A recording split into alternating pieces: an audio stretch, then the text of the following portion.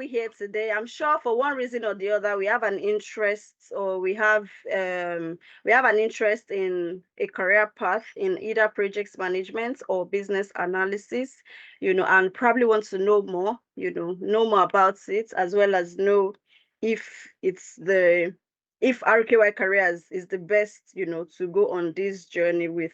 So I'm here to like answer all the questions that you might have, as well as, give you more insights as to a career path in projects management and career analysis and business analysis. So what is the objective of our bootcamp? So first of all, I'll introduce our bootcamp. So for those who are trying to transition to business analysis or projects management, or even any career path at all, we always recommend that you do it through a bootcamp. And what's a bootcamp? A bootcamp is a specialized package put together to make you job ready in your career path of choice. So an ideal and proper bootcamp would include the training, as well as other career supports like CV optimization, LinkedIn optimization, and other supports you need to end up landing your desired job. So that's basically what a bootcamp is. And so this is the project management and business analysis bootcamp we're here to talk about today. And what's the objective of this bootcamp? So the objective of this bootcamp is to provide you with the essential skills, knowledge, and as well as the practical work experience, in the fields of project management and business analysis. So we're not just going to stop at theories, we're not just going to stop at theories. We're also going to be giving you practical work experience, on a project that we have actually gotten from a client to deliver. So this work experience gives you the opportunity to actually live the experience, if I would repeat the word, if I'm allowed to repeat that word again. So it allows you to be able to like experience, the practicalities of a role as a project manager, business analyst, PMO analyst, and the likes of other related roles as well. So through our bootcamp, right, you develop a very deep understanding of project management.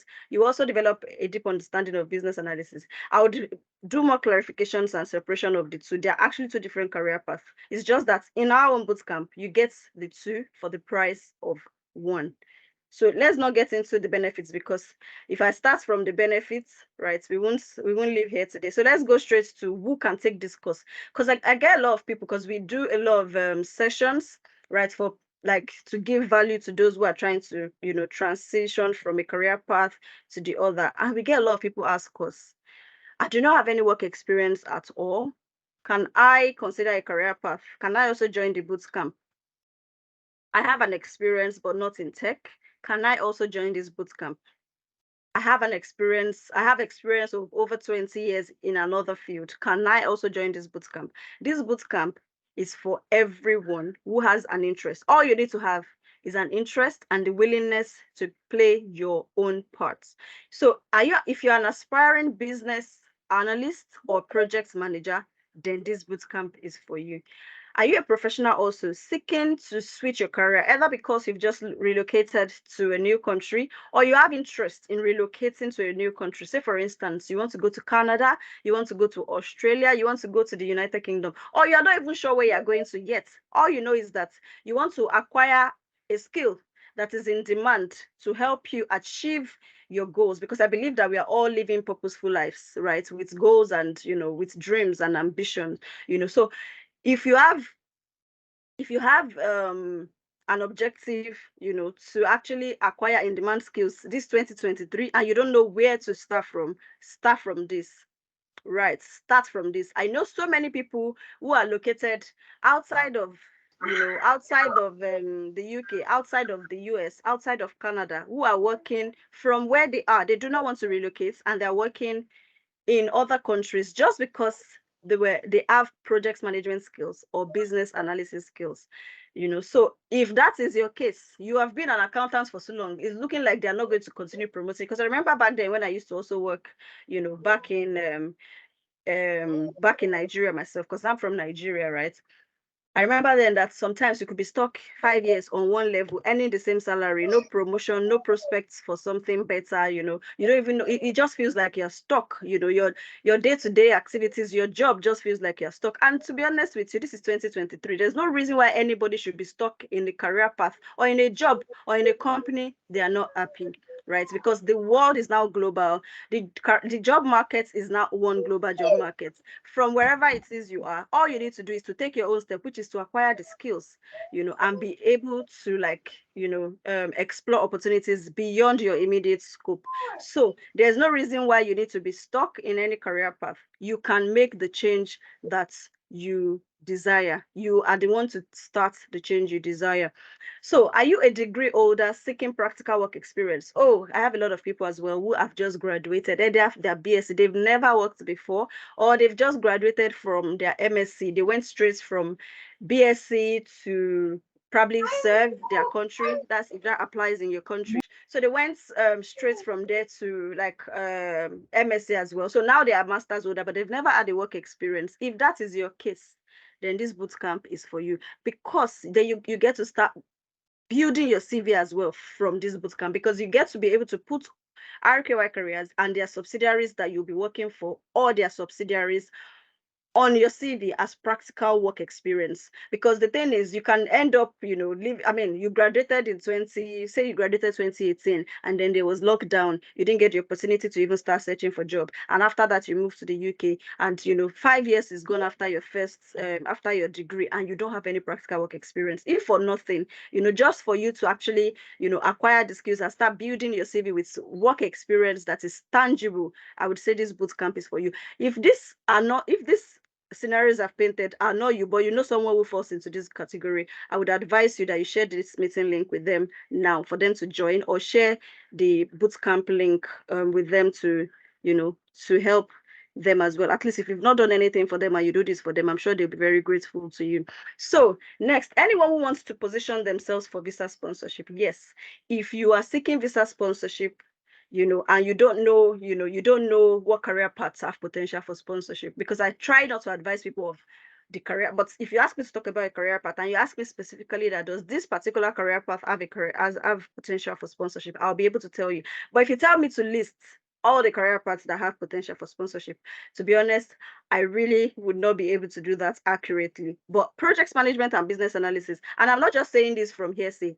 Personally, RKY Careers has supported over 20 project managers and business analysts to get visa sponsorship job in the UK, both from Nigeria, from outside the UK, as well as within the UK as well. So if visa sponsorship is your own goal, because we have different motivations and goals for switching our careers. So if visa sponsorship is what you're looking for, and you already have, probably I don't want to mention some career paths, yeah, so probably you are formerly just a customer service person, or you've just don't care, or you've just, there are even some, you've just done marketing, but you're looking to equip yourself, right, with more in-demand skills, right, to transition. I would say that you should consider a career path in project management and business analysis, and not just don't consider this career path just anyway. You need to do this transition with RTY Careers, because for the cost of one, you get to experience practice, you get to get the skills, knowledge, and all that you need for not only business analysts, which is a different career path and on the shortage list, project management, which is very much in demand, as well as PMO and other related roles as well. So I'm sure that when you do your cost benefit analysis, you would know which one, you would see how advantageous it is. So what modules? Okay, anyone who wants to enhance their career prospects and earning potential.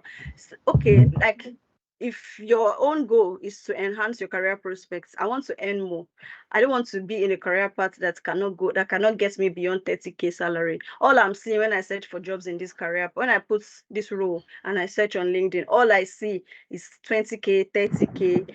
You need to break out of that, you need to break out of that this 2023. Not for anything, the cost of living crisis, the interest rates that are going up, and all that is enough for anybody to want more this 2023. So it's best you position yourself right, in a career path where even if you're starting, even if your first salary after the bootcamp is 40K, you know that that is the starting point, right? Not the not the peak of that career path, right? So I would say that because I know a lot of people that we've supported that went from bootcamp straight to senior business analyst, went from bootcamps to business analyst, earning as much as 60K, 70K with no prior experience in this field. And you can do that as well. All you need to do is to take the step to also start your journey. So professionals, entrepreneurs, and small business owners, you have no intention to work for anybody. You just want to because the tools that you're going to be learning in this bootcamp, right, they are going to help you to also be better entrepreneurs. They're going to help you to be better managers, either for projects, for businesses, and all that. So if you have no intention of searching for a job, but you want to be more productive, right, the tools and the skills and knowledge you learn in this bootcamp is going to help you to achieve that goal as well. So what modules will be covered in the bootcamp? This is just like a summary. You're going to learn everything about projects management. So the bootcamp is divided into 3 segments. We have the project management classes, which holds for 3 weeks. Right, Saturday, Sundays. We have the business analysis classes, which holds for another 3 weeks, Saturday, Sundays. So we're not rushing you. It's not just a weekend of classes. It's not just 2 weekends, or it's not just 2 days of classes. We're going to spend as much time as possible with you to support you to be able to acquire these skills, during the course of the boot camp and beyond as well. So, and also we now have the live projects, right? This live project is what we have designed and put together to support you through the course, to support you to land, to get the practical experience. So you're going to be working with other stakeholders like developers, UX, UI designers, scrum masters, and the likes that might be demanded or required of the project that you are working on. There's no way you can pass interviews if you do not have the experience. If I use the UK as an example, if I use the UK as a standard for like global jobs, which I know that we are all trying to get, either Canada, America, or UK, for instance, I know that they ask a lot of scenario-based questions, and if you have not experienced it, and you are just, if you have not experienced either, in a boot camp or in real life situation, it will be difficult for you to confidently demonstrate it. You need to demonstrate the time you worked with a difficult stakeholder. When you work on a project, there's no way that you will not have these experiences. You need to tell them a time where the scope of a project you're working on changed, for instance. You would experience. I mean, even if you read a book will not tell you what to do in real life situation. Even if you have a degree in project management, right, it might still not give you the confidence to be able to answer this kind of questions that we're talking about. So you need to experience and live them. You need to live this experience to be able to demonstrate them. So, hope you can still see my screen clearly. Yes. Cool. So what are the potential career paths and the average salary? I know I've been saying it's, high earning salary, So, but let me just give, so this is just to name a few. There's so many career paths. I know people who did business analysis, right? And then their first job after that was enterprise architect. Some did business analysis. Their first job after that was change analyst, solutions analyst. And that's what I love about, these fields. I love the fact that you are not tied to just project manager, business analyst title, and just go to LinkedIn, type project manager, look at the number of jobs that comes out. Type change manager, look at the number of jobs that come out. Type PMO analyst, type project support officer, type project coordinator. The good thing, and now the best part of it is that you could see a project manager role in a particular company offering you 50,000 pounds, right? While you see a project support officer in another company offering you 70K. That's how, it's the prices, the salary offered and all that is not based on, it's based on the company's budget and a lot of other factors. And it's also based on the demand and how much, they really need this thing. So there's enormous opportunities for growth, for career progression, and for, high earning salary as well. So you can see that from what I have here, there's none of these roles that pay less than £50,000. This is not to say you will not see some jobs out there that pay less than £50, but this is the average. I know a lot of people that start with 60K, but the thing is, it depends on how much experience yourself you are able to apply, how much you are committed to the journey, because it's a process and you have to do your part. Anybody that promises you that by joining their bootcamp, that's all you need to do to get a job, I'll tell you that that's a big lie. That's not the only thing. You need to be committed to it. You need to be interested. You need to get your motivations right. Why are you transitioning? And that you need to use that as a constant reminder to help you to stay committed and play your part, right? To enable you achieve your desired goal for joining the bootcamp in the first place. So having said that, I'm sure that we are not just I'm sure that we are super pumped and looking forward, to the bootcamp. So what are the training perks? What do you get for joining RKY Careers bootcamp? So I would say that the first thing, like I said, is the 6 weeks live expert-led training, not recorded, live. Because I know I hear complaints here and there about different things that go on out there. They pay a lump sum of money, to a certain institute, and they just give them videos to go and watch, and then that's it. As our expert-led, not just expert-led, you also get the opportunity to get feedbacks. You get lots of practical assignments. You get to work on a lot of assignments, and then you get lots of feedback as well on your assignment. So if there's a task you are given, you are not just left to do it. And also there's opportunity to also get more. Like we have a community that is live and active where you can ask your questions. Team of facilitators and supports are also on this community during the course of the bootcamp as well as after, to answer any question that you might have.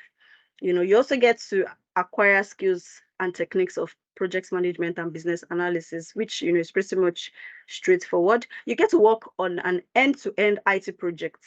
The reason why I said end-to-end, because as a project manager on the field, you might not actually get the opportunity to actually work on an end-to-end project. So people get job, and that's why a bootcamp has to be our bootcamp is very thorough and has to give you everything, because you don't know what to obtain out there. You might get a job today, and what you are required to work on based on the time you are joining the company, the project might have already started. You are just meant to work on probably another stage of the project and not probably the start. But the thing is, our bootcamp will prepare you for any practicality or possibility, that you might have.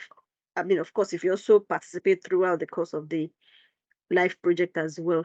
So you also get access to our LMS. So our LMS is our learning management system, is our resource tool where all our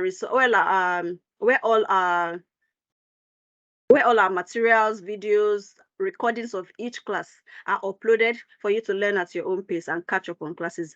We found that this is is very helpful, and we get lots of very, very good feedback about the LMS and how much, it helps for people to learn at their own pace. People go back to it when they have interviews. Our students go back to it when they have interviews as well, and they want to catch up on probably what they've learned.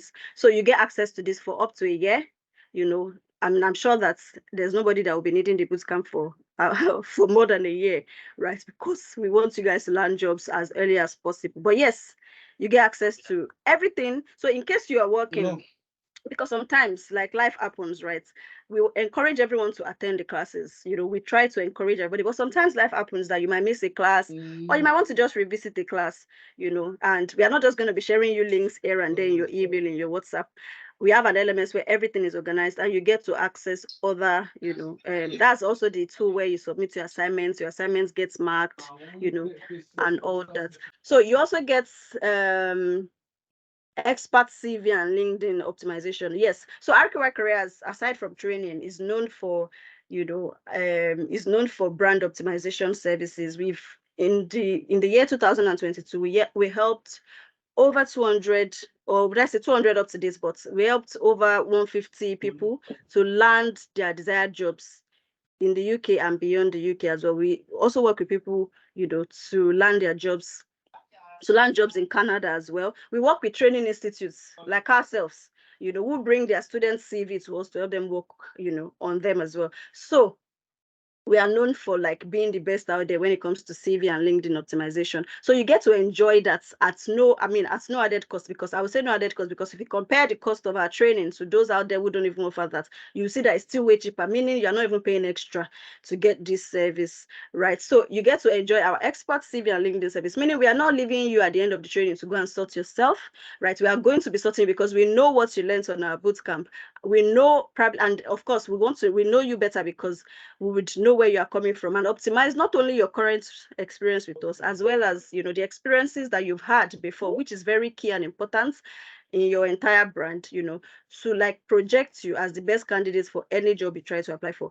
Most of our students or most of our clients, once we do their CV and LinkedIn and they put themselves out there, the next thing is interviews, so you get to enjoy that service. You also get to enjoy our get globally recognized completion. So we are CPD accredited. CPD is a UK-based CPD UK is a UK-based accreditation body that has endorsed and gone through our materials and confirmed that is up to international standard, right? And yes, so you get a UK standard certificate of completion at the end of the bootcamp.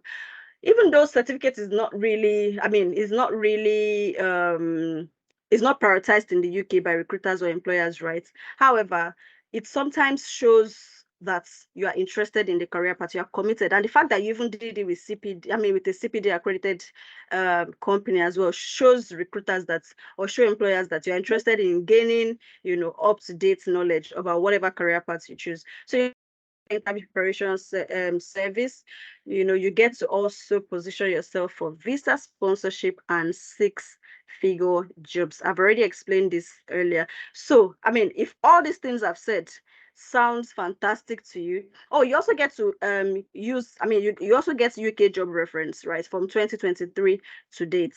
So if you're going to be, if you participate in the training as well as the live project, you get to be able to put us on your CV, which we would prepare for you. So yeah, it's like the entire package, right from zero knowledge to to you getting your desired job.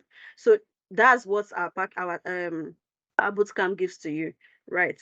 So a lot of people ask, and I've mentioned that, what's the eligibility for this role for visa sponsorship? I know I've mentioned it, but this is me showing you from the government's website. If you want to know what jobs are on the are eligible for sponsorship, right? Just go to the government's website and search for skilled worker eligible occupations and all that. There are two different codes and two different lists. One is a bigger list that has all the jobs that have potential for sponsorship or that are eligible for sponsorship.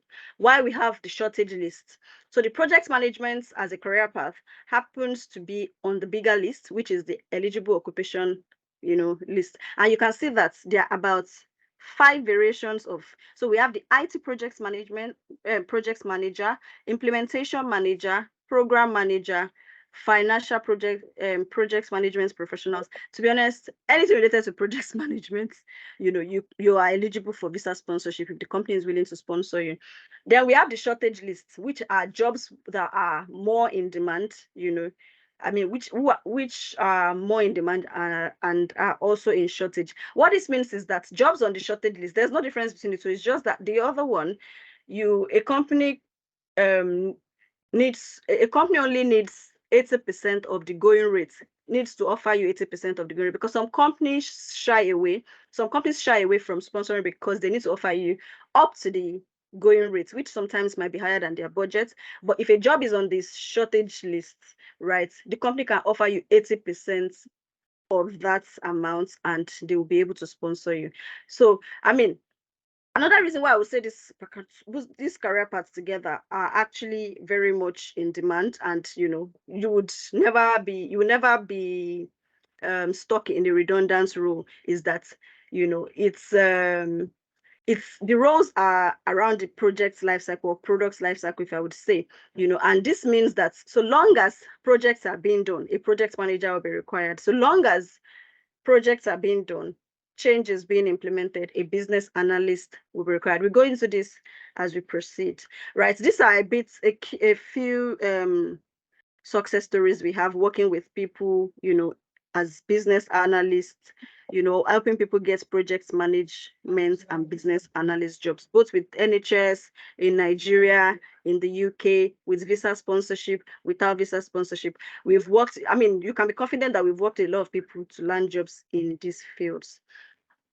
So what are the tools and skills that we'll be learning in this bootcamp, because it's very important. UK is very tools focused. A lot of companies invest in different tools and they want to be sure that whoever they are bringing on board, is quite adaptable, can use, the in-demand tools, So the good thing is that on our bootcamp, you'll be learning the most in-demand tools, that actually gives you the opportunity and leverage in the job market. So you get to learn MS Projects, MS Excel, Lucid, PowerPoint, Visio, Basecamp, Jira, ClickUp. These are just to name a few, because some of these tools, they mirror each other. If you can use ClickUp, you probably can use Trello, Asana, and all that. So that does not mean that you will not be exposed to the other tools, but these are the few that you'll be learning, which we believe that is enough, right, to enable you get a job as a project manager or business analyst. So you also get to learn other skills like, process improvements, requirement elicitation and all that, which are pretty much basic, right? If you are learning project management or business analysis. So what are the methodologies? So we'll be using the Agile, the Scrum, Waterfall, and Presto. You'll be learning these methodologies and you'll also be using some of them to deliver projects in the bootcamp. So like I said earlier, RQY Careers is not just a training institute that is just, we didn't just start training because everyone is training, because right there, outside these days, I feel for those that are trying to decide whether to go into a particular career path and they're trying to decide where to go, where to do their training and all that, because there's so many, every other day I get notifications of, pages that have just started and training and all that. So our materials went through assessments and accreditation. So our materials went through endorsements by UK accreditation body, and they confirmed that we are good to go. We are up to international standard. What does this mean for you? Because you are like, what it means that you get to have an internationally accredited certification that you can add to your CV. Also, CPD is continuous professional development, and this means that it means that you are demonstrating that you want to continually develop yourself. There are some companies that actually have this in their HR as a requirement that you need to take on a yearly basis. Some even go ahead to pay for trainings under the CPD because there are some hours you need to meet, for those that are familiar with those kind of, so you can use our training, right, as part of your CPD, annual CPD requirements that your company gets to pay for. I'm sure that, have been talking for a long time and you've heard a lot. Okay, so what's now the cost? I'm eager, I want to start, but how much is this training, rookie? So based on everything I've said that you would get, the actual value of this training is £2,000. I'm not always surprised when I see some other brands that are also offering the training and I see £2,000. Sometimes I'm like, but when I look at it again, as someone who is also, right, as a CEO of myself, right, I don't know what they offer in terms of the value, right, but when you look at all the stuff that you'll be like, maybe 2K is actually not bad, right? But based on everything I've said, you get to get UK work reference on your CV to help you break the barrier of not having UK work experience on your CV. You get access to a community of project management and business analysts like yourself. You get access to even senior mentors as well. You get our expert CV and LinkedIn service. Some places just to do CV, that is not even as, you do CV for £200. I'm sure that if you're familiar with the UK environments, you understand this. You get access to, you get a CPD accredited certification. You get access to our LMS, which is very resourceful. You get to actually work on a project. We're not just going to be teaching you and giving you scenarios, right? So, however, our discounted price, because we are working with people, we want to make this accessible to as much people, want to help as much people as possible. So our discounted price is £750 and 550,000 in naira. The naira equivalent of this, I'm sure, does not reflect the current devaluation or this thing. But for these cohorts of this training, we're going to pass it on like that. After which we would adjust our prices accordingly. So, however, because you're attending this bootcamp today, and because you've made out time out of your busy schedule, because we are all busy, right, to attend this taster session. Because to be honest, I actually am always would I say impressed, about how much, we are not resilient, right? We are not resilient. We want more. We don't want to be complacent or comfortable, you know. I mean, doing just the barest minimum, earning just the barest minimum. We are making efforts to, want more, to do better, to do more, right? So we try to make our time to do trainings like this, which truly actually converts your life, right, from wherever it is that you are from. So joining this boot camp is another sacrifice that you have made, right, towards you achieving your long-term goal, and so what I mean, as an offer, right, you get to enjoy an extra discount, right, from the you get to enjoy an extra discount from the main discount I showed you earlier. However, I mean, I can see that we have quite a number of people here. I'm actually, what would I say? I'm actually being, I'm further being pushed to reduce further than this, but let's just keep it as it is, right? Like I said at the beginning, let's share with our friends and family and get more people to join us. Probably before the end of this meeting, we're able to get 100 people to join us. I might be inspired, to drop it further. So, let's take let's take a break. Share the links with your friends and family. Let's bring them on board. Let's get them to come and enjoy and hear Rookie's voice. So um yes, so let me just speak about what I have on the screen. So if you are paying one-off, you get to pay £600, right, instead of 750, instead of £2,000. And if you are paying in naira, you get to pay 450,000 if you're paying one-off. So that's one-off. And if you're paying in installments, you get to pay £675. You have the opportunity to break it into about 2 to 3 installments. However, we want you to secure your slots today with £300, right? And then you can split the balance in 2 installments or 1 installment before before the end of July. Right. So you pay the balance by end of July. Please stop sending me messages to reduce the balance. There's only one instruction.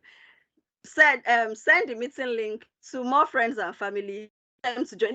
How you guys were sharing Temu link then to get discounts? Share this link as well. Let's get 100 people to join the meeting link. Anyways, do we have any questions for me whatsoever before we move to the technical aspects of the do we have any questions for me? Please take a screenshot of the screen to get the price of the bootcamp. Please paste the account numbers as well. Yes, thank you. So the account number is on the chat box. Please, yes, please drop your question in the chat box. I'll try to go through it before we move on to the technical aspects. I have a question. Would you prefer me to? Please drop your questions in the chat box before we move on. I'll take your questions. I'm in the chat box already. For one interested in the installment plan, is it a must to pay £300 today? Can it be paid next week, Friday? So if you have any question about more flexibility and all that, please feel free to drop us a message on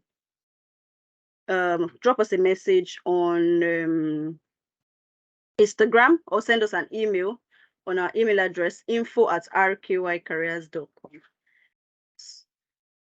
Please reduce the installments too, please.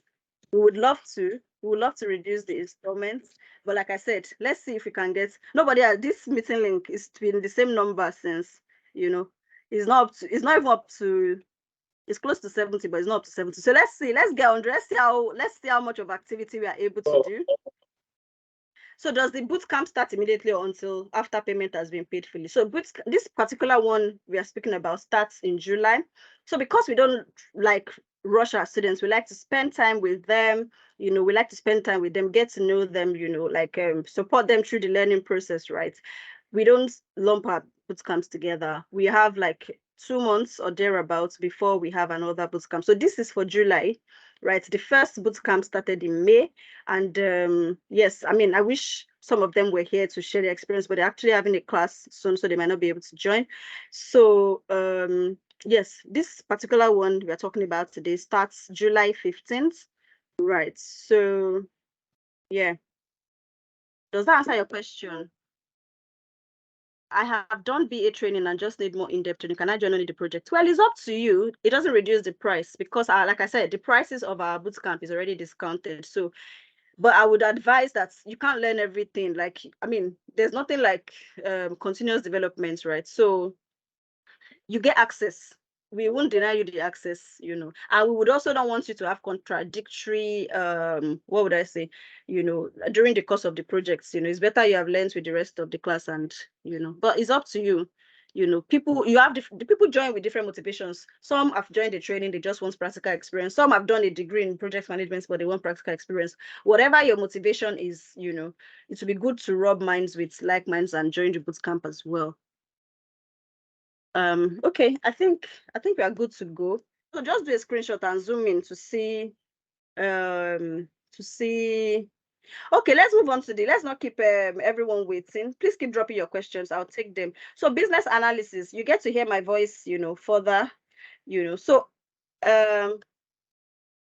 I'm sure. So the next stage you're moving on to is to talk about technically moving into so what is business analysis, what is project management? I know a lot of people want to know which one is the best for them. I won't promise you that you will know which one is the best, but the good thing I'll tell you is that you get to experience the two for the price of one. I know so many people that learn project management in a training institute, pay £750, go to another one, pay 800 to go and do BA, go another one, pay another 700 to learn PMO, go somewhere else, like there's so many things that you get to learn. Even I don't like to over, because it might look like, oh, everything that sounds, good to be true. I mean, everything, what's that adage? If you know it, you understand what I'm saying.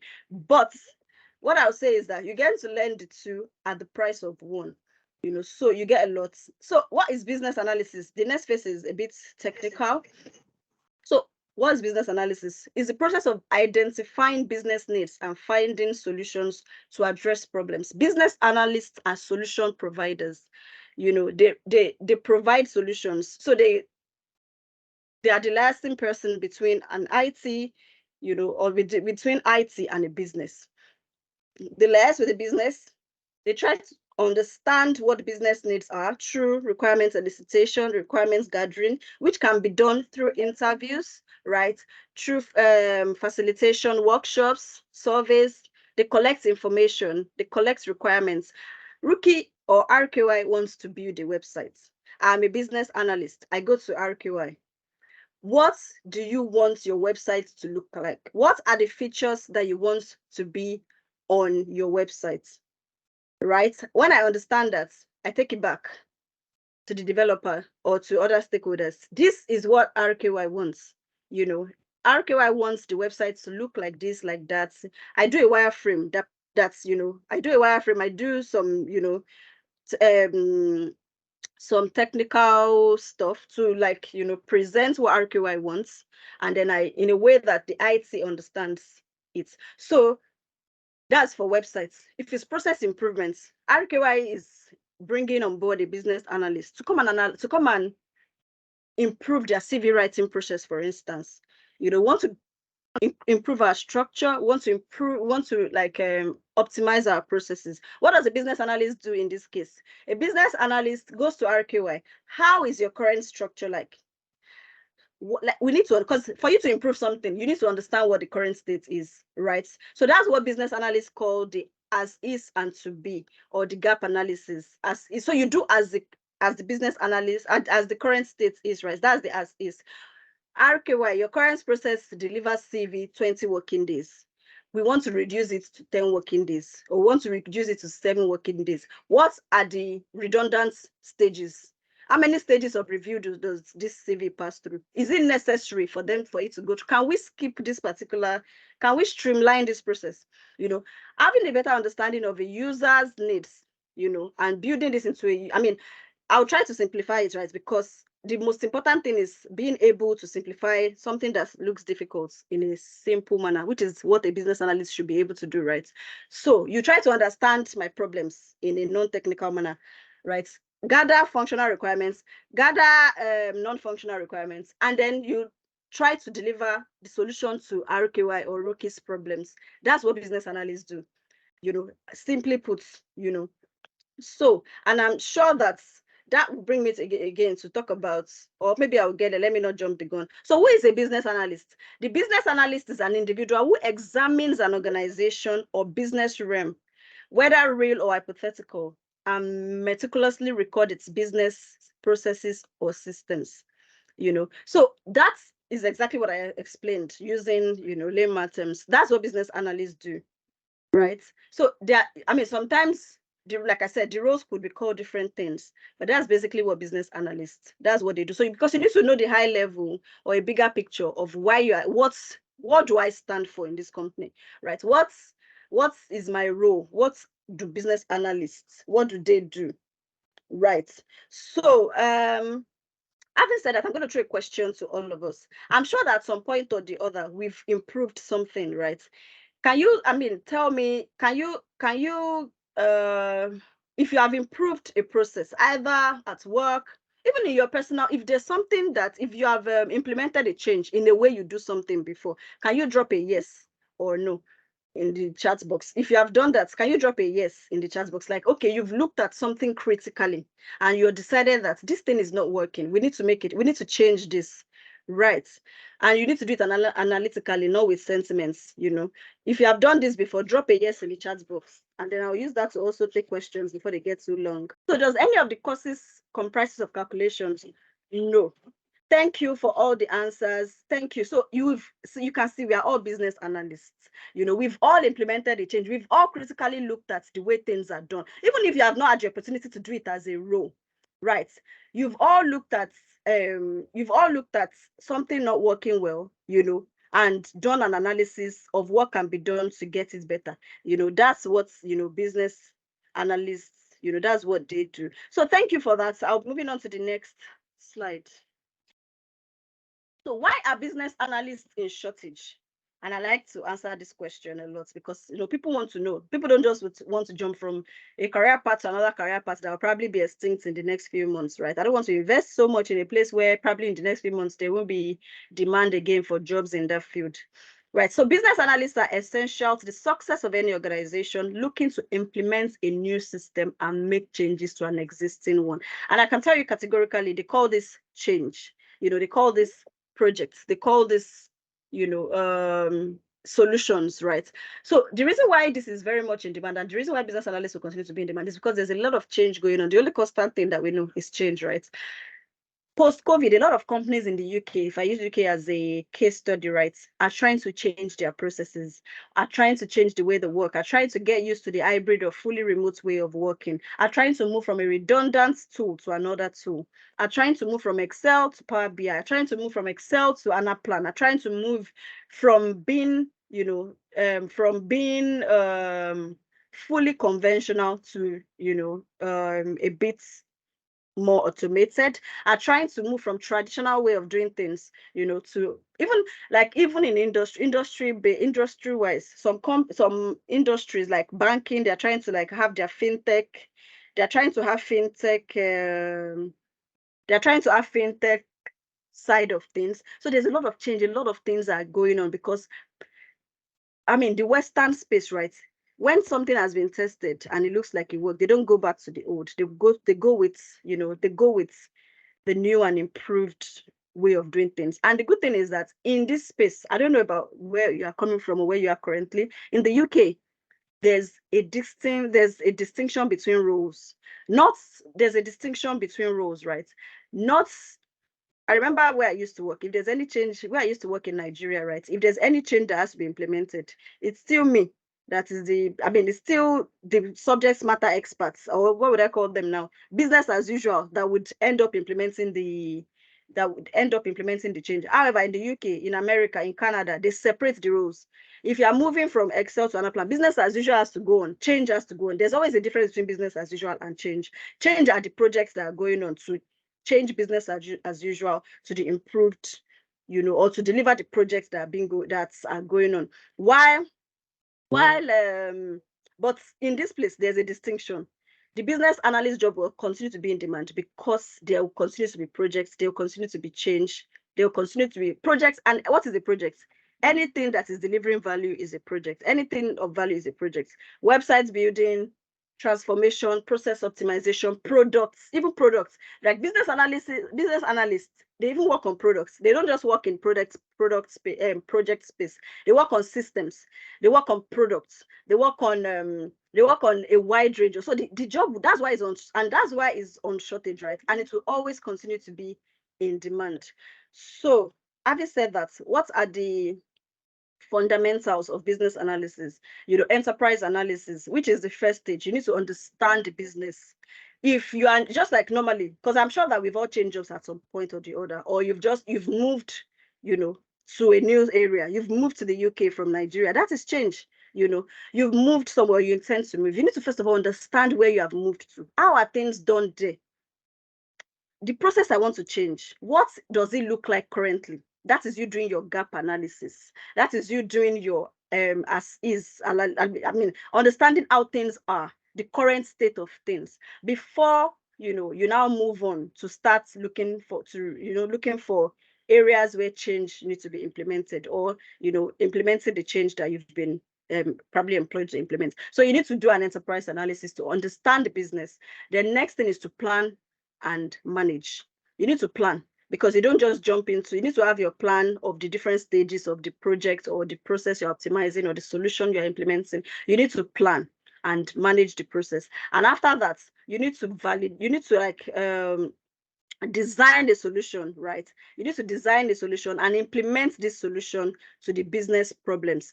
So solution could be, the project could be anything. Solution is that thing that you are going to be working on as a business analyst. Either is an IT project, construction project, products that you are building, process optimization, automation, whatever it is. That the next stage is to implement this solution that you have planned in stages, and and all that. And then the next thing is elicitation and documentation.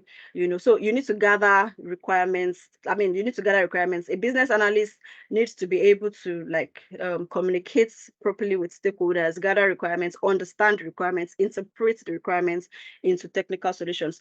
Anyway, so that's like a brief what would I say, summary of what business analysts do and what business analysis is all about. So what are the possible roles out there that I can explore as a business analyst?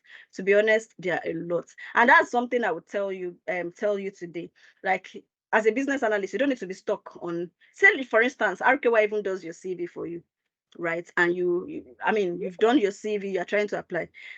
You can tweak your CV. Have one CV, just put business analyst. Have another one, solution analyst.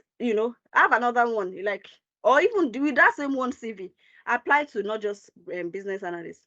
Even if you apply to even if you put business analyst jobs on LinkedIn is smart enough to bring you all these other roles as well. It won't just limit you to just roles that are called business analyst. As a business analyst, you could be a business process analyst, business system analyst. Some even call theirs management consultants. If it's less IT, right? You have the change analyst, enterprise analyst. Recently, I shared this success story of a client that got enterprise architect. What he did was to join a BA bootcamp.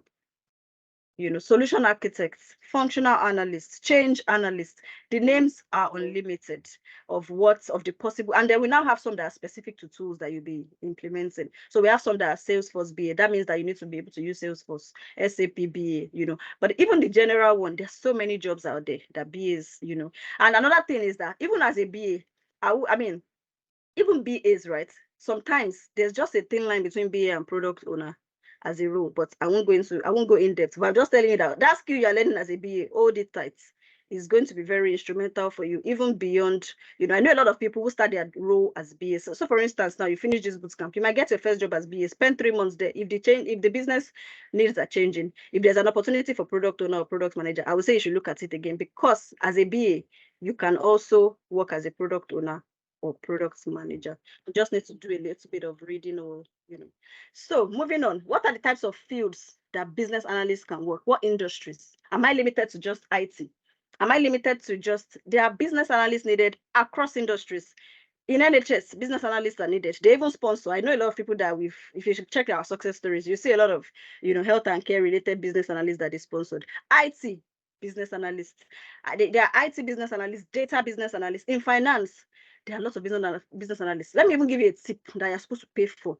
In the insurance industry, for if you know anybody that has insurance background and looking for a field to transition to, let them just come and join our bootcamp to learn business analysis, because a lot of change is going on in the insurance industry right now, and they want, people that have probably insurance background. And this is not limited to insurance. I'm just saying that's just a tip. So many industries are going through change, and they want people that have a leverage of industry experience. And that's why I say that whatever experience you are bringing from your home country or from your previous career path is also going to be used, and you're supposed to blend it together to create a very strong brand, for yourself.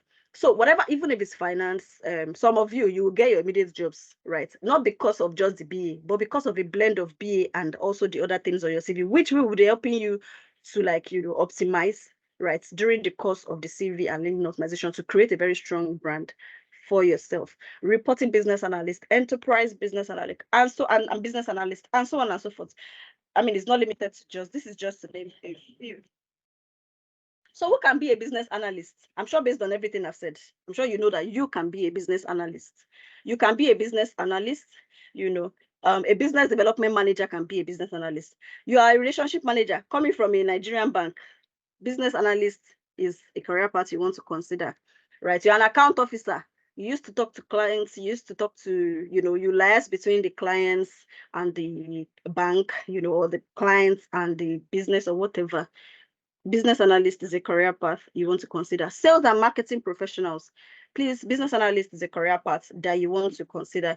Customer service, technical support, finance professionals. I know a lot of people who have finance backgrounds and, they are looking to do something more tech or to move them into more IT. There are lots of finance business. If you think anything I'm saying is wrong, go to LinkedIn, type finance business analyst and see whether you see job offers, see whether you see job titles like that. There are finance business analysts, right? So as an admin person or operations person, you can, to be honest, anybody can be a business analyst. You just need to be ready. Anybody with keen interest can change their career path to become a business analyst. So what are the soft and technical skills required as a BA? Analytical skills, like you need to be able to analyze simple analysis, and change management. You need to be able to handle change, handle people, handle processes, problem solving, UAT tests. All this you learn during the course of the bootcamp. That's the technical part. And then the soft skills parts you pick during the course of the real life projects, and also the experience you also have. Don't discount that experience. That your 10 years of experience as an account officer or as a customer service person is going to be very instrumental to achieving your long-term goal. So whoever tells you that you should go and remove all those experience that is not important in the UK, tell them that RQY said is not true. So risk management, data visualization, this is just to name a few, really.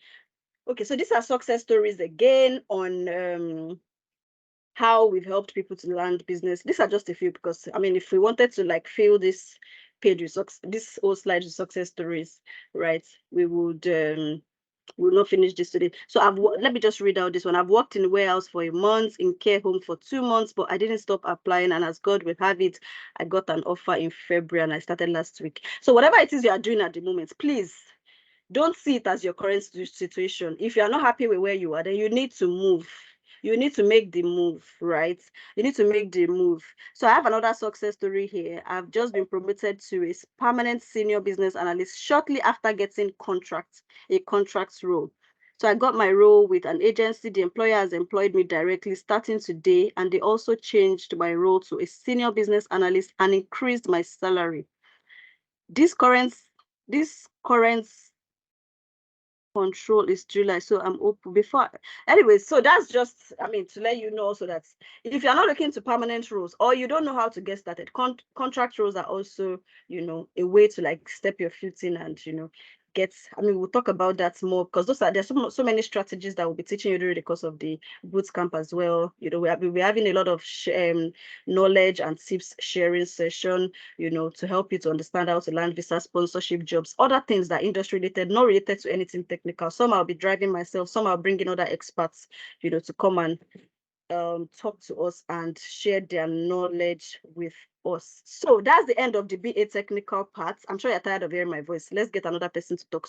But if you had any questions for me, I'm going to the chat box again to take your question. Can someone with zero knowledge about these courses take them? Of course. If you have zero knowledge, I've said it at the beginning, probably you joined late. Right. If you have zero knowledge about the course, yes, you can take them. Even if you have not worked before, right? You can take this course, right? There's so much support. There's so much support to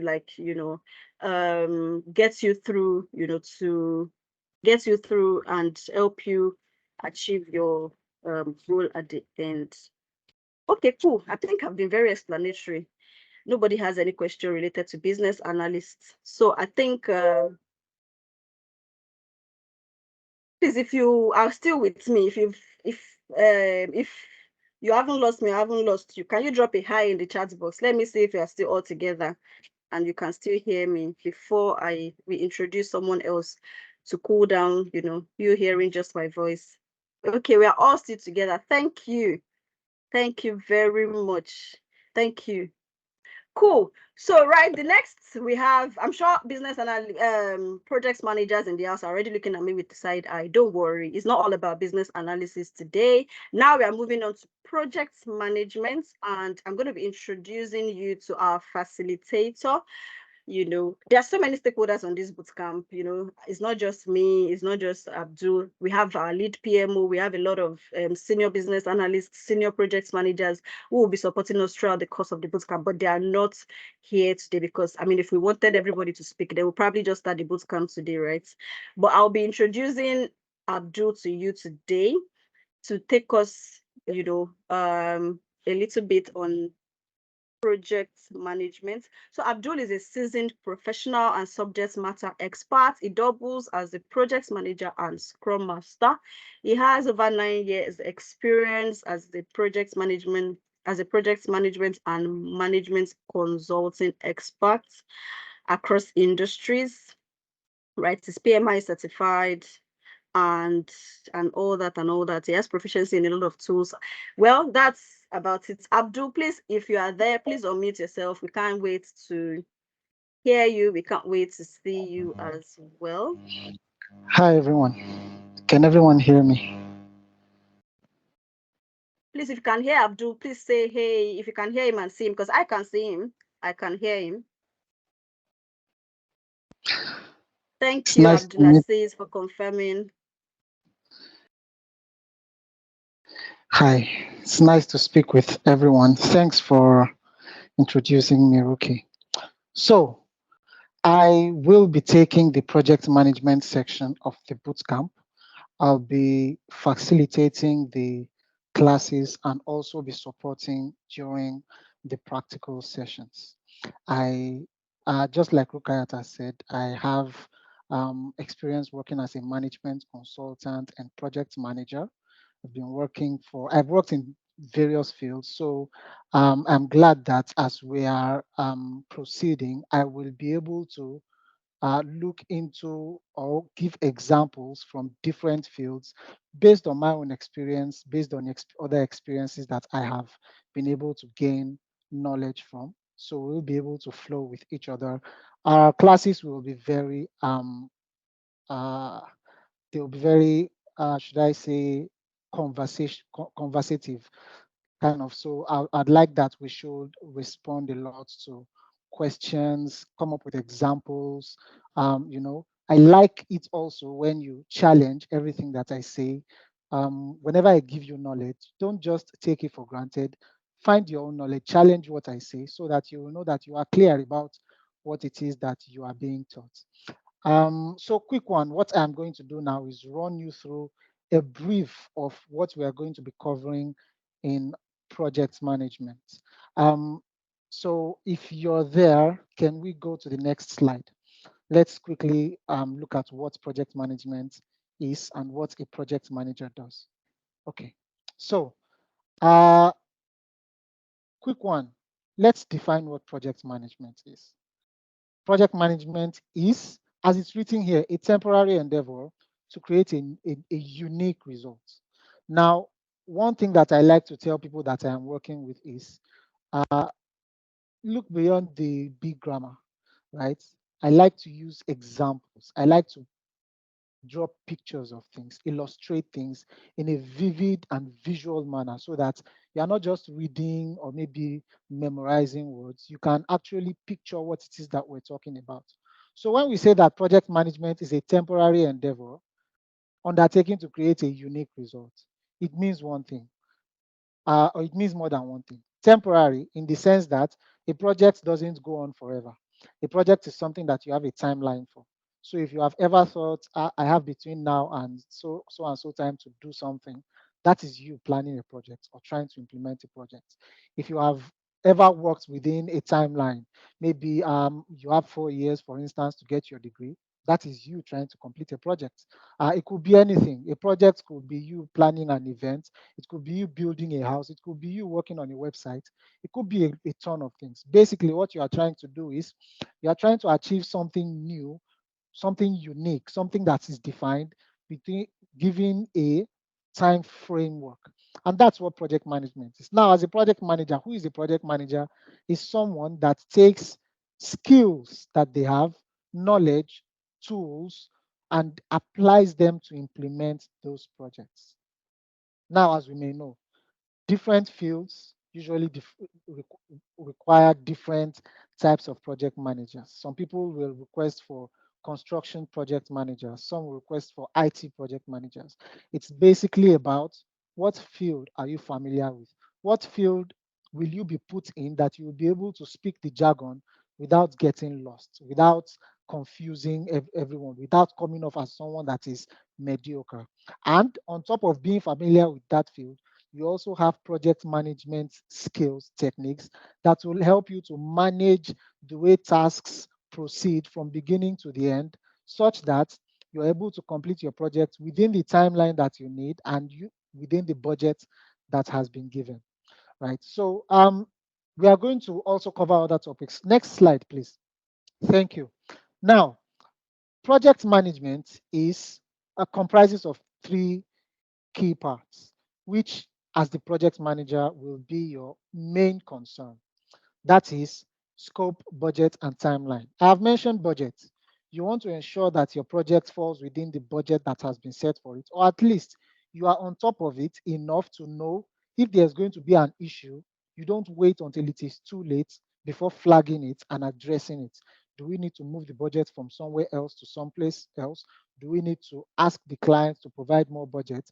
If you are going to ask the client for something, whether it's more budget or more time, how do you communicate the implication of doing it, the implication of not doing it? How do you even communicate that you have not estimated the budget properly to begin with, right? So you have to ensure that you're able to manage every part of the project, including the budget, the cost. That's the cost, then the schedule as well. Then there is the scope. And what is the scope? The scope is basically what is it exactly that we are doing, right? So I'll give a very simple example. You are in school, you are trying to get a degree for a certain course.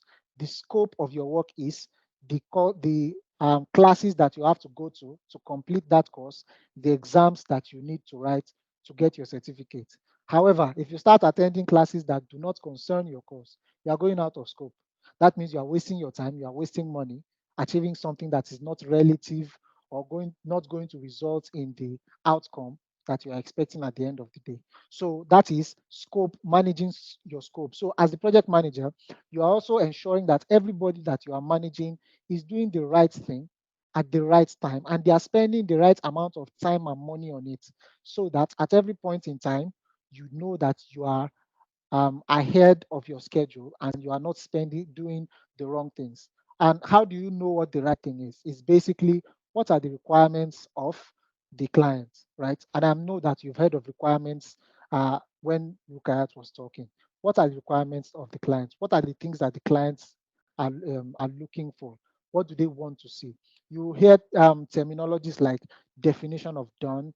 You hear terminologies like approvals, milestones, and things like that. These are things that you have to be concerned with. Again, um, you need to know that all of these terms are simple terms. They are very simple terms. They are super simple, easy to understand. And I'm going to be relating them to projects that each of us has done, right? Project that each of us has done, and we'll be able to discuss. I will come to you, I'll be able to stay in your perspective, explain it from your perspective. What is your milestone? What is your does your scope look like?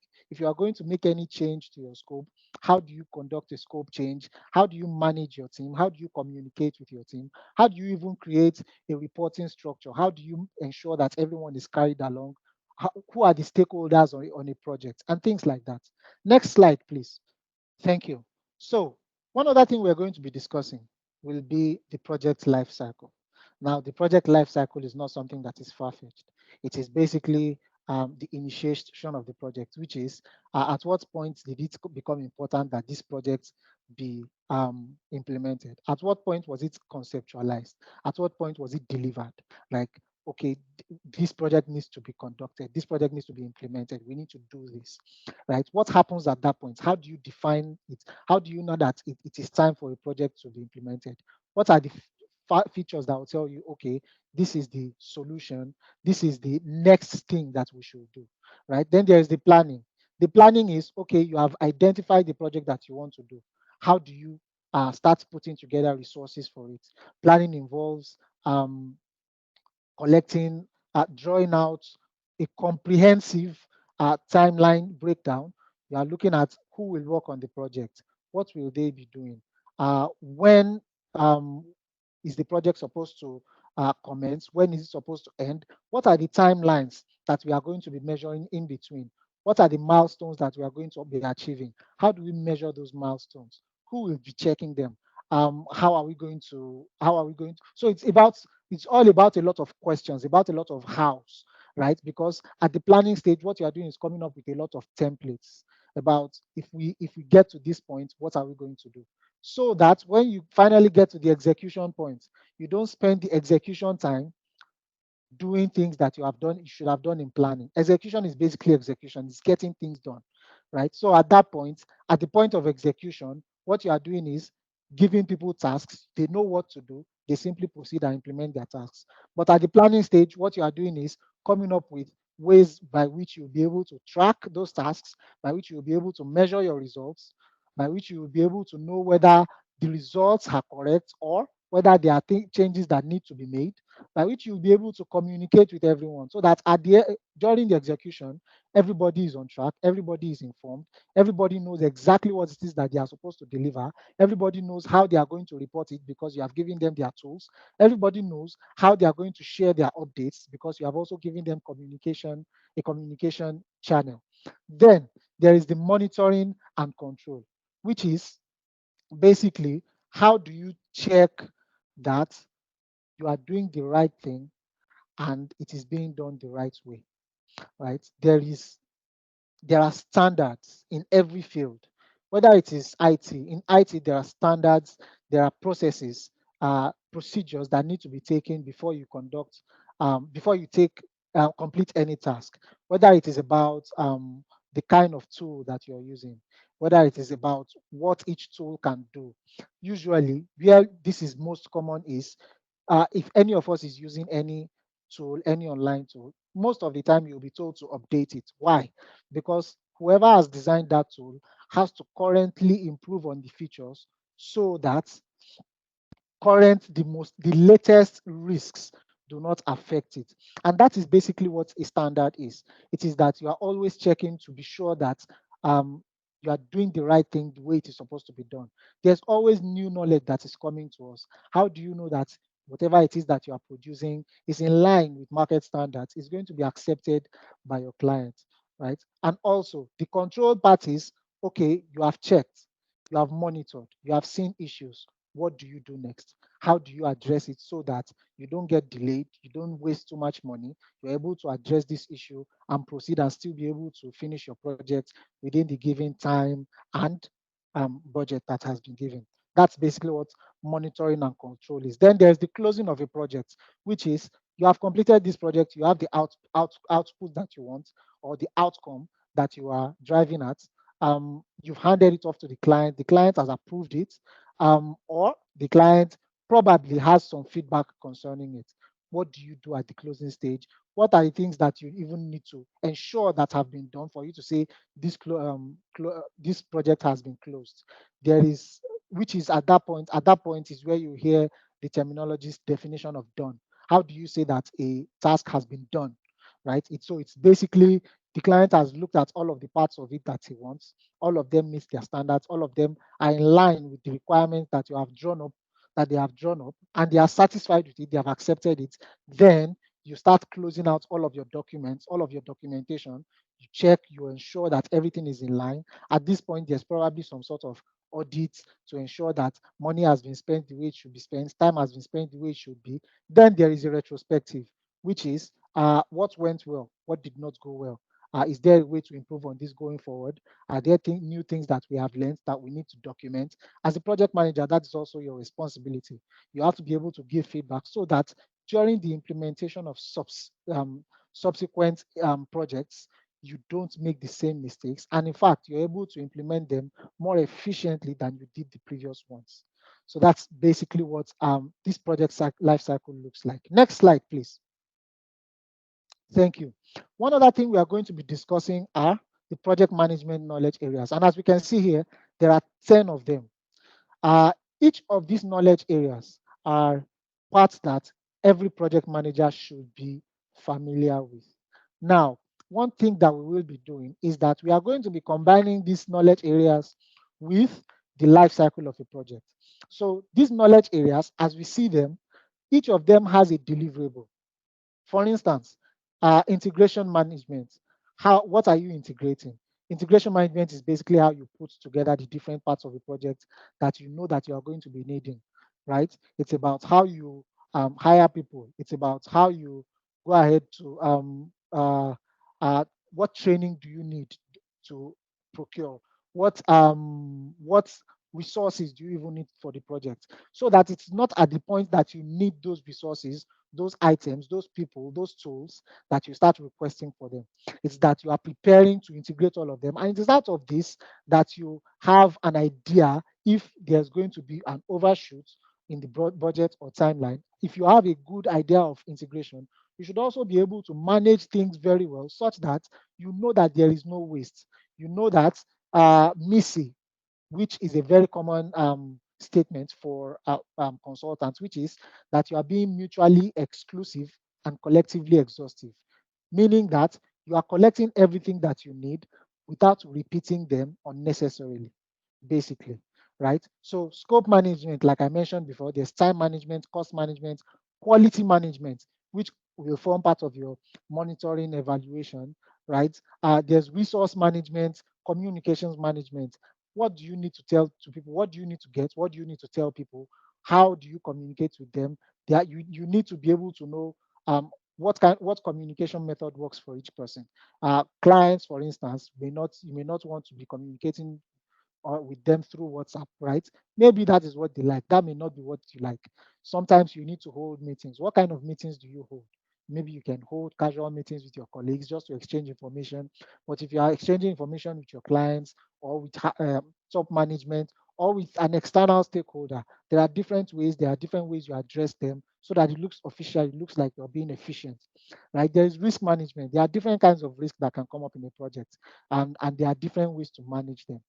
Risk is basically what can possibly go wrong, right? And your job as the project manager is to as, take a look at the project, right? Forecast things that could go wrong and try to prevent them or mitigate them before they become actual events. Those events could affect the project negatively, but if you are prepared for them, right? If you are prepared for them, the effect will be minimal. For risks that you feel like you can handle internally, maybe by just providing a little bit of extra time or extra money, maybe you will be able, if it happens, you'll have the time to address it. For some risks that are technically based, maybe you need someone to solve it and you don't have those people on your team, maybe you have to outsource them to experts to address them so that you will be able to proceed without hitches, right? So those are things that you need to also come up with. And each of these items has an output. They usually have a documentation showing this is how we are going to manage costs, this is how we are going to manage risk. If this happens, this is what we are going to do. So that you have your complete standard operating procedure and your company policies complete, so that at any point in time, you don't need to start thinking up new solutions unless those are novel solutions, which are good. If you are looking at new problems that you have not faced before and you are trying to solve them, that's a good thing. But looking at old problems that you have addressed before and not being able to address them because you are not properly prepared is negative, is a red flag for a project manager. So each of these usually have outputs that you have. They usually templates where you record them so that even a newcomer to the company can look at them and say, okay, this is how we are going to proceed if this happens. Then there's procurement management, stakeholder management.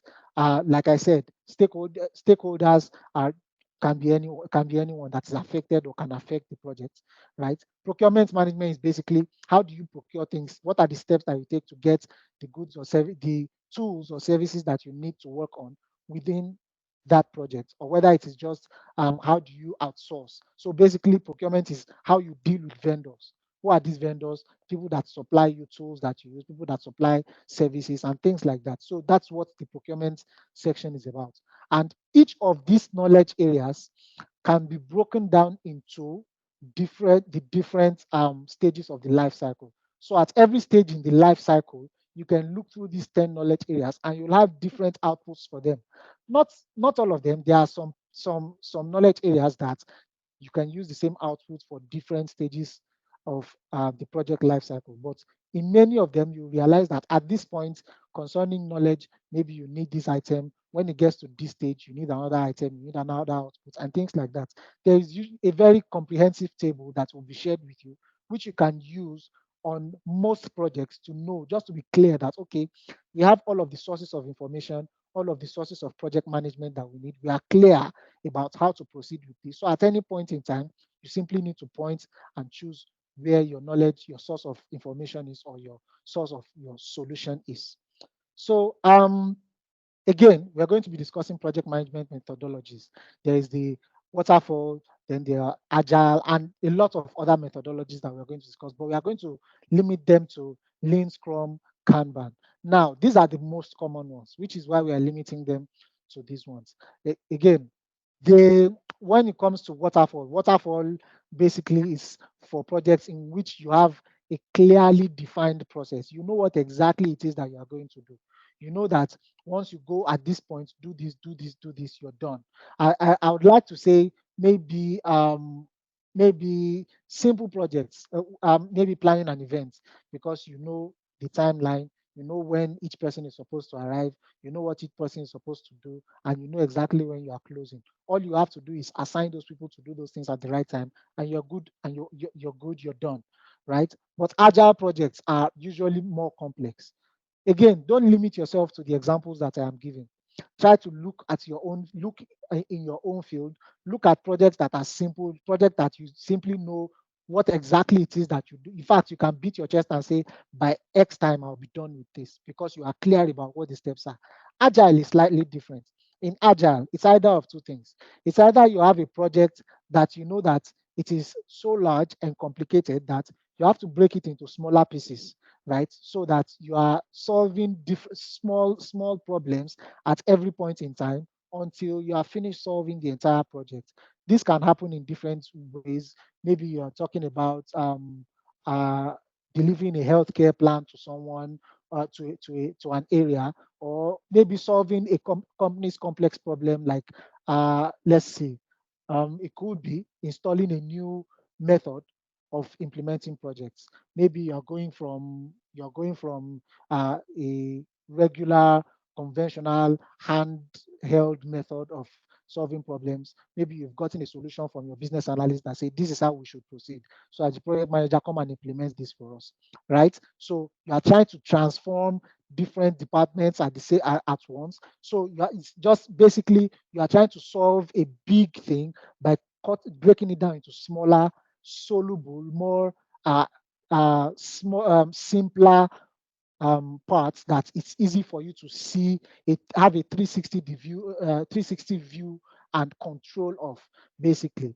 Or it could be that you have a problem you are trying to solve and you are not clear about what the solution is, which is basically you are trying different versions of the same solution. Maybe you try one solution at once. This usually happens, maybe to carry us along. I'll try to say when there was the pandemic and people were trying to, different companies were trying to come up with a COVID vaccine, right? I think when you are developing a vaccine, you are trying to develop different versions of it that will have different levels of efficacy. Maybe you come up with the first version and it only has a 30% chance of curing the virus. You go again and try the same solution, but you change something. You say, okay, what do we need to improve about this solution, right? What do we need to change? We are not throwing the entire thing away. It is what worked. What do we need to do to make it better? You change that, and maybe the next version will have a 60% chance of addressing the issue. So you keep proceeding like that until you have something that is closest to the solution that you are looking for. So it could be either of those. So in those cases, you are looking at using different methodologies to address them. Next slide. Yeah, so among the other topics that we will be addressing, you learn how to set up your team. Who makes up a team? A team comprises of project managers, your sponsor, your committee, your team members themselves.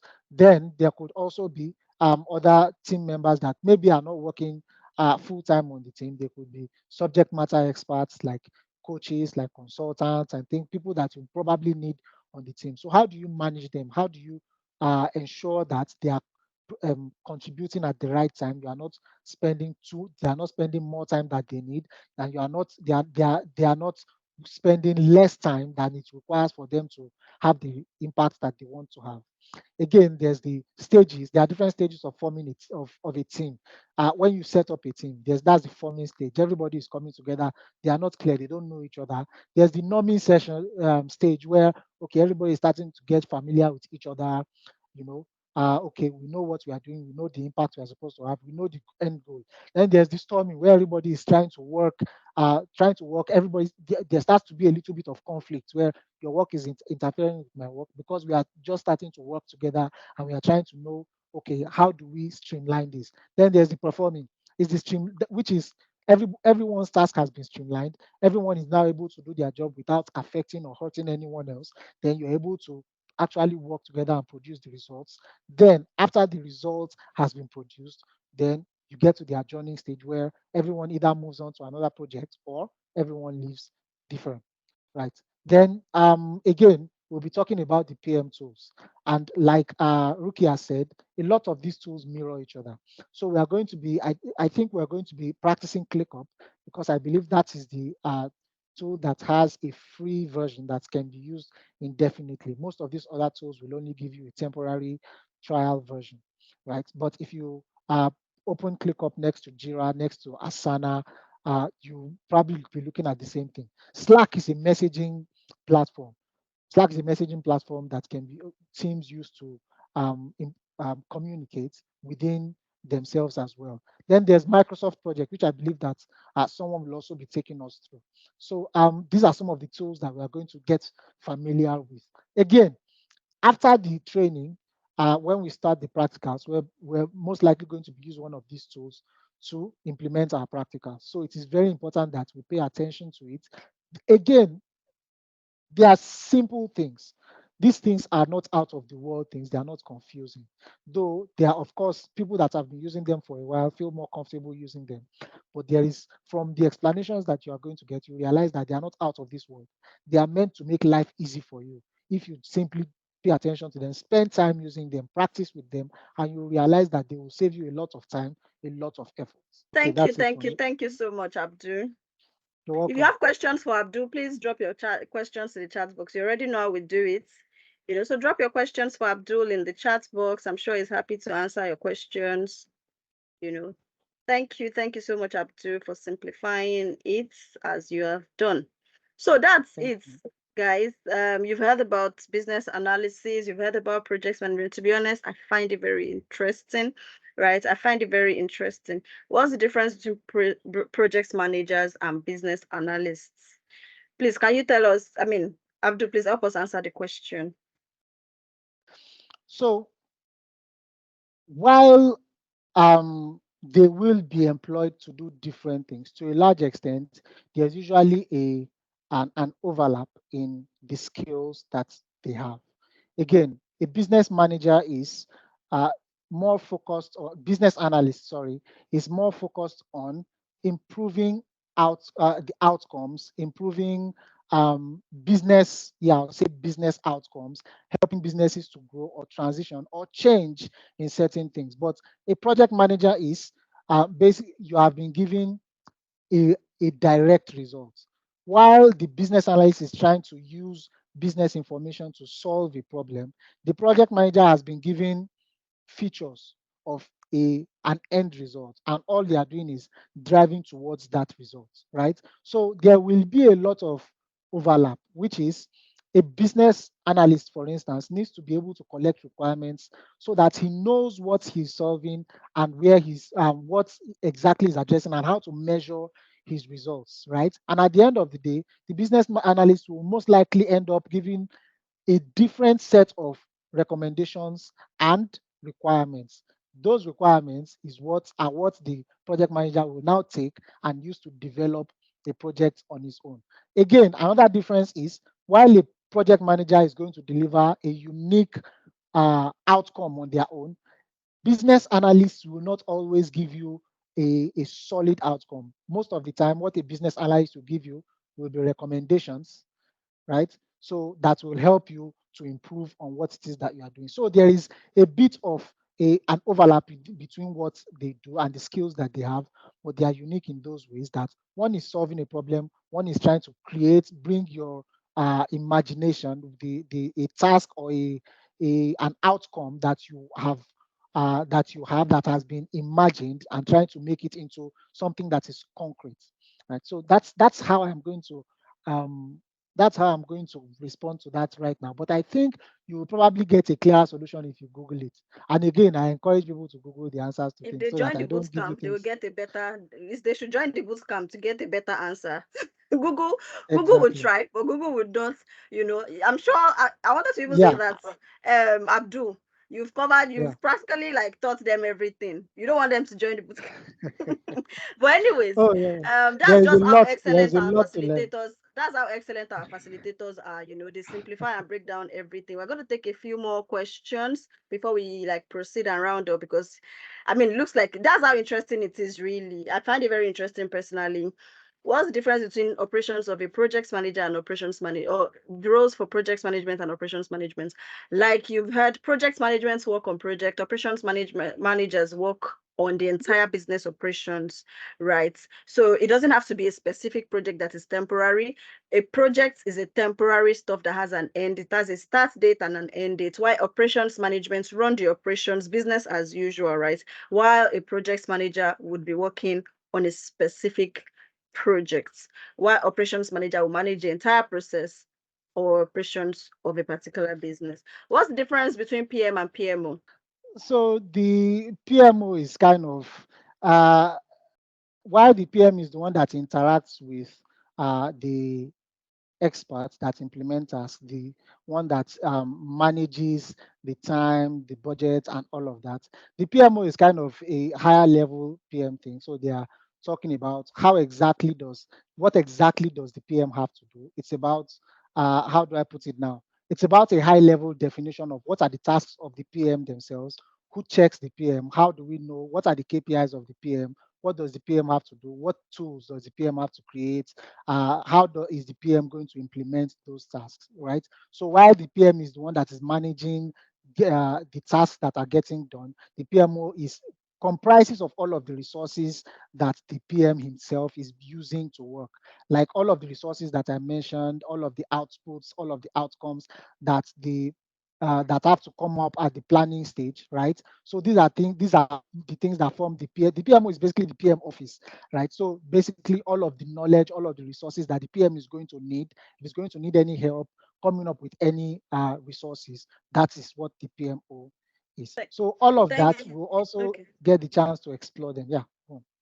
Thank you for that. So PMO could be project management office, project management officer, and it could also be program management office or program management officer. So depending if there are multiple projects that are being done, then the PMO in that case would be the program management office that manages all the entire projects that are being done, while the project manager manages individual projects, right? While PMO, right, is PMO do a lot of reporting, they do a lot of writing. Not all projects we have the two. Some would have one interchange. I mean, some not all projects would have PMO lead or PMO analyst, But like looking at it from your own angle now, as someone in the markets, I would say that, sometimes these roles are used interchangeably. As a PMO, you need to have project management skills. So at the end of our bootcamp, you would learn everything you need to either be a PMO analyst, PMO lead, project manager, or whichever one you choose, right? Because we take our time to run you through the whole, so PMO do a lot of reporting the activities of even the project management side of things. Like we said, this class is supposed to be a taster and not to teach you everything that you need to know, So join the bootcamp to get the comprehensive knowledge, of to get comprehensive answers to your question. For someone in the UK, would you advise he or she gets a PMP or Prince 2 certification after the bootcamp? So, like I said, the reason why we don't really focus a lot on certifications is because there are a lot of them out there. People in UK will say Prince 2. Some people in the UK too will say Prince 2 is more civil service, like if you're trying to get a job in the civil service, because I think it's a UK framework, right, which is favored by probably government jobs or government parastatals. But one thing I would also tell you is that what you need is not the Prince 2 or PMP first. I mean, after the bootcamp, after you've gained the practical knowledge, then you can actually pursue a certification. Most of these certifications also expire. So it's more important to get a job first before you now, look at, or try it. If you can do it, if you finish the bootcamp, you try to get a certification to give you an advantage, fair enough. But if you have we have a lot of people that have PMP that are in our bootcamps because they have certifications, but the certifications on its own. People even have MSc project management, BSc project management, but that's not sufficient enough to get you your first job. Some people are actually even on a job, right? They were able to get their first job, but they cannot actually keep the job because it's not about getting a job, it's about how you're able to keep the job, leveraging previous experiences you've had. So are we learning both project management and business analysis at this bootcamp? Does this mean we can apply for either project management or business analysis roles? Yes, you'll be learning the two separately. You learn 3 weeks of classes, project management, then we move on to 3 weeks of classes, business analysis. Right, and then we do report writing, which is like the PMO side of things. And then yes, you get to position yourself during the course of the life project, right? You get to choose a role that you would play because it's actually a real project and you have to be responsible for different tasks to make sure the project is delivered. So you have to choose a role either within a range of roles, So we even have people in this bootcamp because we not only like Abdul says, some people actually decide that I want to be a scrum master. Everything you need to be a scrum master as well, will be explained to you during the course of bootcamp such that you can actually play the role that you've been assigned effectively. So yes, you get to learn all this, and during the course of the life project, you can choose a role that you want to specify into or choose an hybrid of the two as well. I'm convinced to join this July bootcamp. Thank you very much for that. I hope everyone else is convinced, So let's start seeing your conviction by, securing your slots. Payments validates, securing your slots. We get sold out pretty quick because we try to keep our classes, small because we want to spend time and, like I said, give value and quality in our boot camps. So we get sold out pretty quickly. So you want to secure your slots before we are sold out. Are they live classes? Yes, they are live classes with their recordings also up edited and made available on our LMS. How long do we have access to the LMS after signing up? Is this you get access for up to a year? Is the CV and LinkedIn optimization a one-off class or a one-on-one? Are all classes recorded? The CV and LinkedIn process would obtain the necessary information we need from you, and then would optimize your CV and optimize your LinkedIn for you. So it's not just a class, we'll be doing the job for you. Are all classes recorded, or are there already recorded videos for each lesson? I said this at the beginning of the training that we are not just going to get your monies and then give you videos to watch. The classes are live. They are also recorded. The videos you watch on your LMS are your own peculiar classes that you missed. Is basic SQL covered in the training? Not at the moment. We don't cover basic SQL in the training. However, we cover Excel and PowerPoint and all that. Thank you very much. You've been helpful. Thank you, Esther. So that's it, guys. If you want to, like, we've pasted the account numbers in the chat box. If you have any other discussion, or you want to talk about anything peculiar to you and all that, send us a message in the DM. To enjoy, like I told you guys to share the meeting link for us to get to 100, so I could further reduce the stuff, but we didn't implement that. We didn't get to 100. So I'm going to be sharing the screen for, I believe you can still see my screen, right? So okay, let's do something fun, because as I was speaking, some people were already telling me that we are giving too much. Please don't reduce it any further. We are already offering below exchange rate and all that. One thing I'm going to do for the first 20 people that pay to, if you pay today, or if you pay today for one off only, I'm taking an extra £50 and 50K of the one-off price. That's the most we can do. So if you want to enjoy this discount, we already pasted the account number. Please copy it, make the deposits, and send us an email to the email I also dropped after you have done this. So what software tool would we be learning? Oh, you must have joined late, Ty, because we had a screen that showed all the software that will be learning. So this is the screen. You learn MS Projects, Visio, Basecamp, Lucid, ClickUp, Jira, PowerPoint. You said about Miro, right? Most of these tools are really similar. Our facilitators are industry experts, they're subject matter experts. They've used all these tools and they can tell us, they tell us and convince us categorically. And we've also had opportunity to go check them to see that these tools are similar. ClickUp gives you what Jira, what Trello, Asana, and the likes give you as well. So I'm sure probably your question is about Miro, not Mira, right? Because I don't know Mira. Okay, Jira. Oh, yes. So you would have an opportunity to learn Jira as well, but ClickUp, which we'll be using, right? Because you can learn a lot. You have to use one to be able to, so ClickUp gives you the Jira experience as well, which you would use for your project delivery. This is more than a teaser, to be honest. Thank you so much. That's it. We over deliver. Even our boot camps, this is the kind of feedback we get every other time. You think you've had enough, you join the boot camp and see what's more we have in stock for you. So I think that's about it. I'm so excited, and I'm glad to have had every one of you here. So please make your deposits, to secure your slots, do your transfers. Once you've done your transfer, you can drop us a message on Instagram or at rkycareers.com with the screenshots, or you can send us an email with the payment evidence. And we can't wait to have you on board. Come July 15th, which is the start date of the next class. We can't wait to have you on board. So thanks so much. Yeah, so these are more project management success stories. So these are more projects. So for someone getting graduate project manager role, someone getting their first PMO analyst role, and that's it. Start date for the next cohort is July 15th. So how much further discounts did I give? If you are paying in full today, for only this paying in full, you get an extra £50 off the 600. That's, you pay 550. You're going to get the training, get access to LMS, and also get your CV and LinkedIn done. Please go and compare this to the market rate outside. For those that, because there are so many trainings out there, right? So go and compare this and come back to tell us, some people even go ahead, they enroll in other trainings and come back to tell us that they didn't get the value. If that is what you want to go and do, well, fair enough, right? But we are here to give those that trust us and want to do this journey with us the best, as much as we can. So if you have any further questions about payments and all that, please send us a message on Instagram. We're very happy to take it on from there. Can we get access immediately after paying or till July 15? You get access from July 15. The classes are live. Live classes start July 15. That's when we'll start having recordings. The only things that are there at the moment are just the materials. So you get access from the week, preceding the class.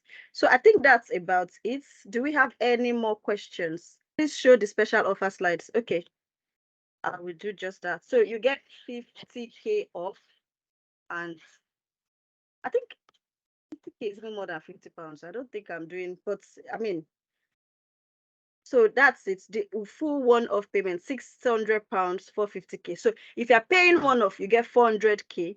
If you're paying one-off, you get 550. This is not going to be extended because we already, all the mail and promotions we are using to like talk about the bootcamp is already prepared. You can see that this is not on the slide.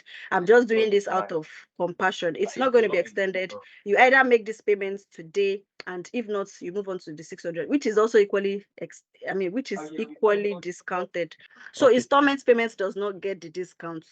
Our classes only on Saturdays. No, classes are Saturdays and Sundays. If you have any more questions, right, please don't hesitate to drop us a chat in Instagram, send us an email. If you have made your payment, send your evidence of payment to us either on Instagram or on our emails. We are happy to take it on from there. So let's have a lovely evening, guys.